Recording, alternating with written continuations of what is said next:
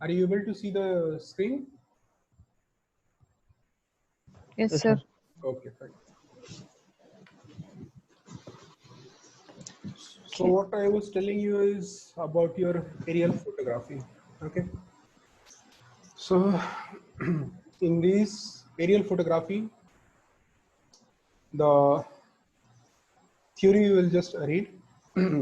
Take aerial and overhead photographs of a scene to show a geographical location and its relationship or objects and need identification of object shown in the other photographs.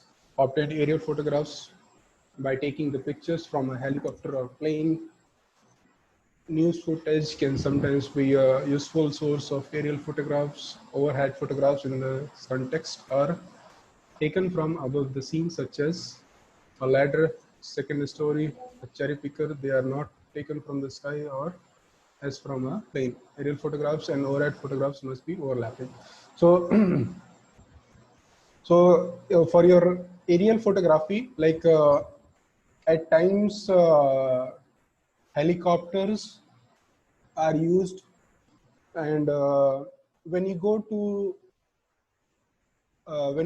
in the sky for taking the photograph, so we'll have to be very careful with the process of photography in the air, because uh, suppose you are placed in the helicopter and you have to do the photography.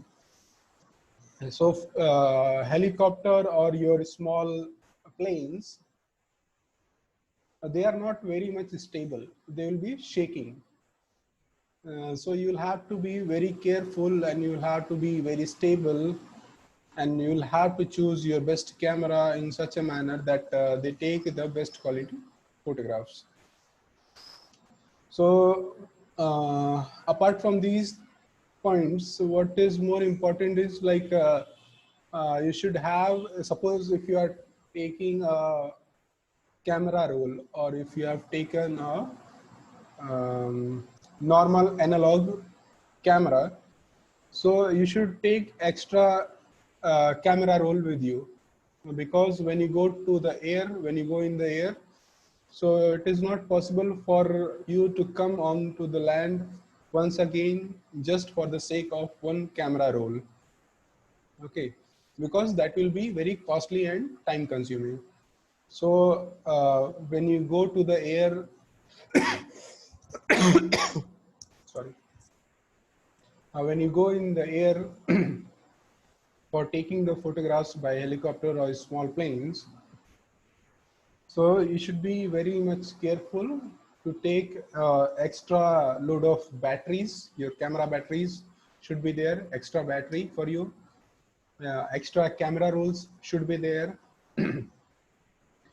Different types of lenses should be there. An alternate camera should be there, so that when you go there, if there is any technical fault or technical problem is there in one of your camera, so you should have an optional one more camera to take the photograph.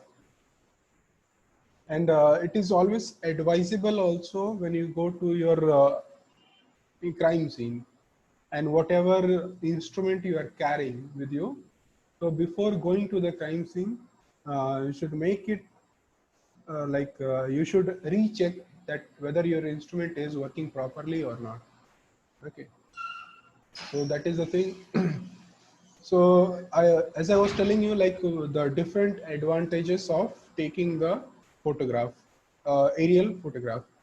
So in the aerial photograph, the advantage is like a large area can be covered, and we can like relate the different types of our crime scenes, and how far it is stretched, like whether it is limited into just one house, or whether it is located in different houses, whether it is spread in a vast field in an open ground, it is there, or as in case of arson or fire. So we can also establish the different fire patterns also. Okay, sorry. So in this second photograph, if we see like the fire pattern, okay. So how do you identify the fire pattern is the place where it is having a maximum damage. Okay. So if you look at the corner side, so this is the place, this house is partially burned. This is your partially burnt house. And all these remains, the residues are black in color. Okay. And this is the place where your residues are fully burned. The material has completely burned and it has become white in color, just like your ash. So we can assume that the spreading of fire took place from this particular area in the center and started spreading towards left and towards your right. So how we came to this, like with the help of your aerial photograph, you can also identify what is the pattern of the fire. Okay, this will help you. The aerial photography helps you in identifying the fire pattern also.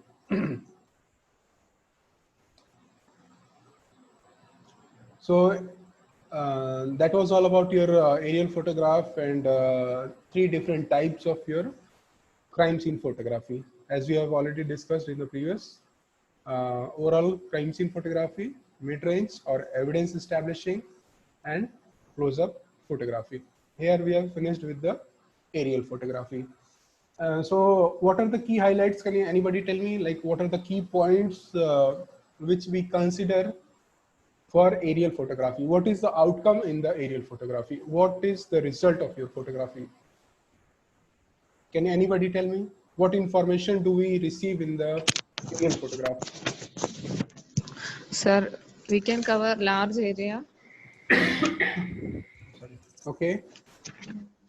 And How far this crime scene is located.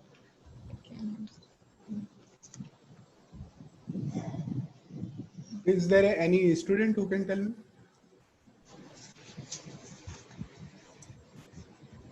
Nobody is there? Okay, fine. Sorry, sir. What did you ask? I asked, like, when you do the aerial photography, okay.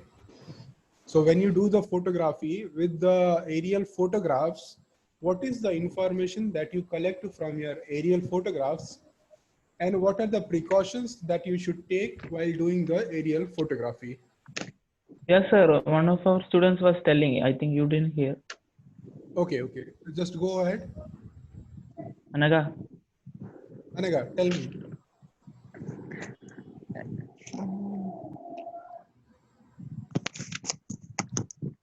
It will help us to take a large area of different types of crime scene Okay, okay. and how far this object is located, location of the object. And This photography is taken from helicopter or from the plane, so we must be very careful and choose the best camera for taking the photographs. okay, fine, fine. It's okay. Yeah. Okay, thank you. Identifying fire pattern, etc. Yeah, yes. So this will complete your three different types of crime scene photography and aerial photography. Then we have like few information about your different other types of your photography. That is your IR photography, UV light photography. Okay. So what do you think? Like, where is this UV photography or ultralight photography, ultraviolet photography? Where does that help us? Where can we use ultraviolet photography? Any idea? So basically, okay, tell me. Finger. Okay, I fine. think in fingerprints, Oh, footprints, or okay, good. So the thing is, what is actually a UV light? UV light is like a close range of wavelength which is not visible to our eyes. Okay, and it is also advisable that when you are into the area of UV light, they are harmful to our eyes. So whenever we are working with the UV light, we should always wear the specs or goggles that save us from the UV light. Okay, so UV light will help you to identify or to take the photographs in such a condition where the normal light photography is not helping you to create or to record a best photograph. Okay, so the information, you know that something is there in that place, but when we are using a normal light, the clarity is not there. It is not properly legible. So in that case, we can use some alternate source of light. So whether it can be a UV light or whether it can be a IR light. So suppose uh, as an example, I take like there is a rape scene or assault kind, rape cum assault crime scene is there, and some stains of semen are present on different clothing. Okay, so as we all know that semen samples are like fluorescent in nature when we give the UV light. Okay, so a lot of material on the crime scene is there, a lot of cloths are there. So how do we identify in which cloth the UV light is, the semen stain is there? So we will take the help of the UV light, and UV light will help us to identify the location of the semen stain, because when you subject the UV light onto some surface, the material which is activated by that UV light will fluorescence, will give a bright white fluorescence. Okay, so in this case, if the semen stain is there, it is going to absorb the UV light, it is going to fluorescence. So with that bright light, we can capture with the help of photographs the location of your evidences.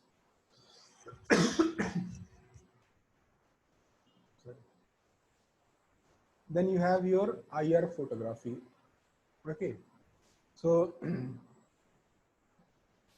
IR photography, how does that IR photography help you? IR photography, like the same thing, like it is not visible to our naked eye. In the normally if you see the IR radiations, it is not possible for you to see through your naked eye. So generally these IR radiations or IR photography will help you to generally record such crime scenes where the documents are involved, where the burnt documents or partially burnt documents. Suppose there is some will is there, some contract or deed is there, and some manipulation is there, and somebody tries to burn it.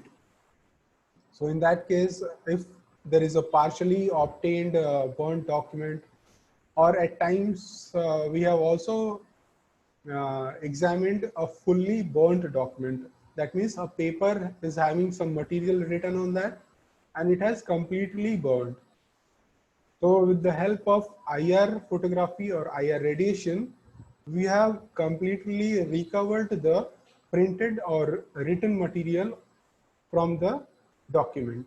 Okay, so different alternate source of lights we can use in order to take the photograph. So we'll just come to some query question. Specific wavelengths and intensity of the individual light source the surface upon which the reacting subjects rest. That means on any surface where the evidence is located, but it is not clearly visible. And in that case, we can take the help of the alternate light source. Type of processing completed on substrates such as dye, staining, the age and condition of the subject matter, the type of the camera, quality of lens, including amount of protective UV coating on the lens glass element.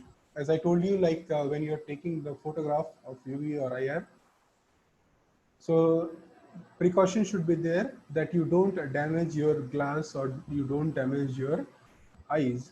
So protective equipment should be taken. So for those like UV light, at times we are supplied with the filter also. So if you are taking the photography of UV light, use different types of filters which can absorb those UV lights and they don't damage your eyes. So here is one more thing, like what are the properties of the surface which is affected by the light. So light on the any surface, they can cause your reflection also, they can cause absorption also, and transmission also. So if you are getting any object or any surface which is like being reflected. So in your previous lectures, I told you like how to overcome such situation when the light is being reflected. So using extra source of light, or we don't use the flashes. So fluorescence is one character where some different types of fingerprinting material is there. So suppose if you have fingerprint material on some Coca-Cola can is there. So Coca-Cola can, as you know, it is red in color. So if there is a fingerprint on that red color, so it will be little difficult for you to identify which place it is. So we take different types of fingerprint material, colored fingerprint material, fingerprint powders. So we can use that fingerprint powders which are fluorescent in nature. Once you apply those fingerprint powders, dust it out, and we can see that the fluorescent, that the fingerprint is going to fluorescence. So obviously, as a result, what we are getting is a clear fingerprint on the can that we can later record it. So fingerprint can be there, or shoe print can be there, or some blood foot mark may be there, like suppose from the pool of blood, somebody is stepping on it and going to some other direction, some other place. So he might carry the traces of the blood impressions. So blood impressions, if they are carried and if they are even like washed, and if it is not visible to the naked eye, at times it may help us to get the best result with the help of the fluorescence powders, fluorescence material. We apply those fluorescence material, and as a result, we can photograph even the latent stains of the blood impressions.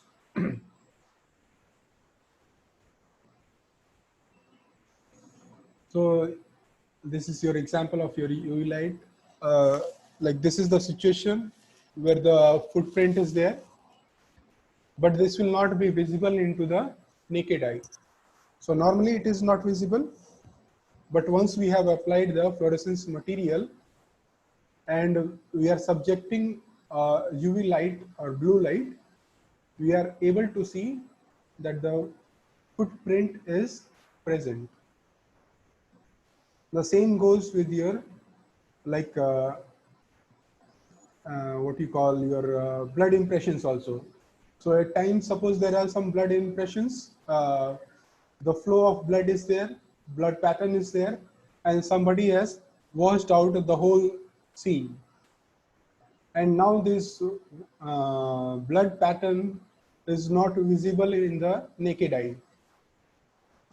And if you doubt, if you suspect, if you do some primary test and you see that some results are coming with the primary test for your blood, so we can apply the fluorescence material, and by subjecting the UV light, we can come to know what exactly is the pattern of your blood also. Okay.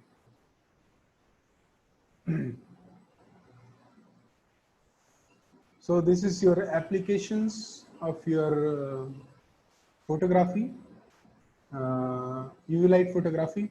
Like here we said somewhere gunpowder residue. So GSR are helpful to identify with the help of UV light also and IR also. IR helps both the the GSR or the gunpowder residue. We can identify these things with the help of UV light also and IR also. So different types of alternate source of lights we can use in order to do the examination for forgery and document alterations, like where the some numbers or figures have been altered by applying some extra chemical or by removing the ink from that document. So those things we can identify. Or some artificial fibers are there at times which are like subjected to, if UV light or IR light, they just glow. So if that is the situation, if such kind of fibers are present on your foreign, if such foreign materials are present onto your fibers, and we subject some UV light or IR light, we will be able to identify those things.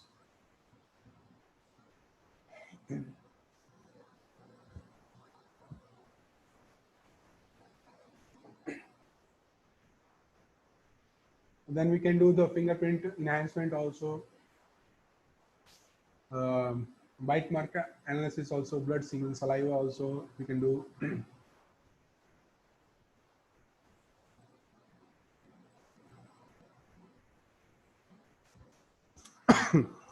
So this is the basic about your source of light. These are like different sources of light, and this is the band pattern or the frequency of the light. Okay. So what are the different source of light that we can use on the crime scene is, like sun can be there, then bulb can be there, some flash torches or flashlights can be there, then you have your camera flash also, LED lights also, and any other alternate light sources.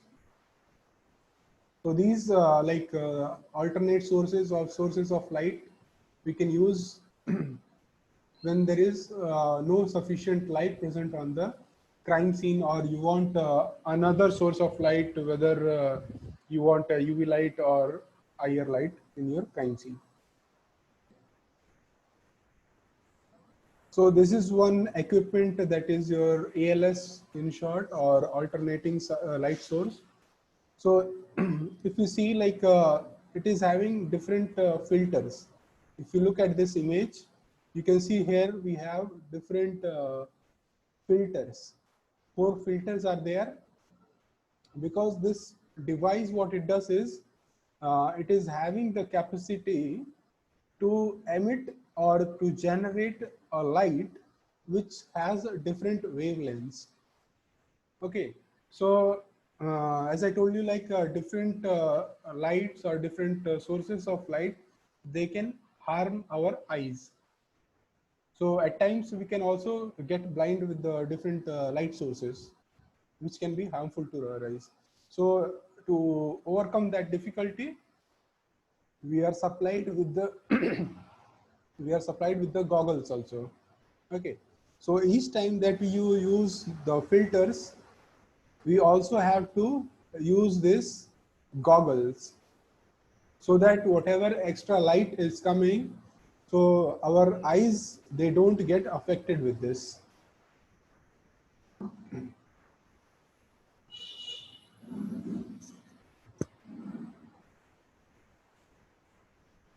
IR radiation photography, I told you, like they are helpful basically in the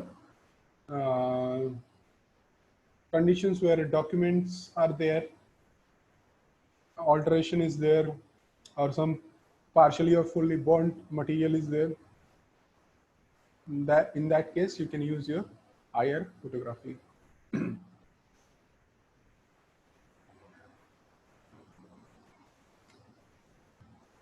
Okay, so here you see that this is your, okay, so this, you see this example, this is partially burnt document. So if you are subjecting an IR light, whatever material has been written on this black portion, that is also visible here. Okay. And what about this? This is your indentation marks. You might have read in your question document paper, what are the indentation marks? Indentation mark appear once you are writing on the paper. If the force generated is more, on the other side, on the other paper, with the help of extra pressure, it is like the handwriting develops on the other side. So in general, like when you see it generally with your naked eye, or a layman is observing, he is not able to identify what is written on it. But if you subject that document material on the IR platform, or if you subject an IR rays on that paper, full material can be recovered what is being written on that. Okay. So at times IR photography also help in your thermal photography, thermal photography, like where there is a temperature variation is there. So at times you might have seen in the pictures, in the movies, or in the televisions, like wildlife crimes, in wildlife photography, if you see. So in those photography, they used this IR photography, because in the night vision, generally in your night vision cameras, in night time we will have to be very alert, so that while photographing, the animal or the bird or such living organism doesn't affect your photography. So we can use this IR photography.